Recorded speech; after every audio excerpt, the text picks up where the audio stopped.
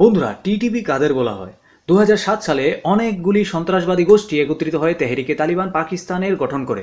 টিটিপিকে পাকিস্তান তালিবানও বলা হয়। এর উদ্দেশ্য পাকিস্তানে ইসলামী শাসন আনা। আগস্ট 2008 সালে পাকিস্তান সরকার টিটিপিকে নিষিদ্ধ ঘোষণা করেছিল। তবে 2002 সালে টিটিপির শিকড় শক্ত হয়ে উঠতে থাকে।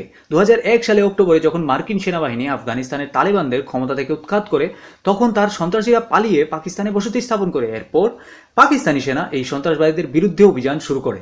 পাকিস্তান তালিবান আফগানিস্তানের তালিবান থেকে আলাদা, কিন্তু উভয়ের লক্ষ্য একই। তা হলো নির্বাচিত সরকারকে উৎখাত করা এবং কঠোর ইসলামী আইন প্রয়োগ করা। মার্কিন সরকারের একটি প্রতিবেদনে বলা হয়েছে যে টিটিপির উদ্দেশ্য পাকিস্তান সরকার ও তার নিরাপত্তা সংস্থার বিরুদ্ধে সন্ত্রাসী অভিযান চালানো এবং একটি অভ্যুত্থান ঘটানো। টিটিপি নেতারা প্রকাশ্য বলছেন যে তাদের লক্ষ্য পাকিস্তান জুড়ে ইসলামিক খেলাফত আনা এবং এর জন্য পাকিস্তান সরকারকে উৎখাত করতে হবে। বন্ধুরা, আপনাদের কি মনে হয় পাকিস্তান কি নেক্সট আফগানিস্তান হতে চলেছে? আপনাদের মতামত আমাদেরকে কমেন্টে অবশ্যই জানাবেন।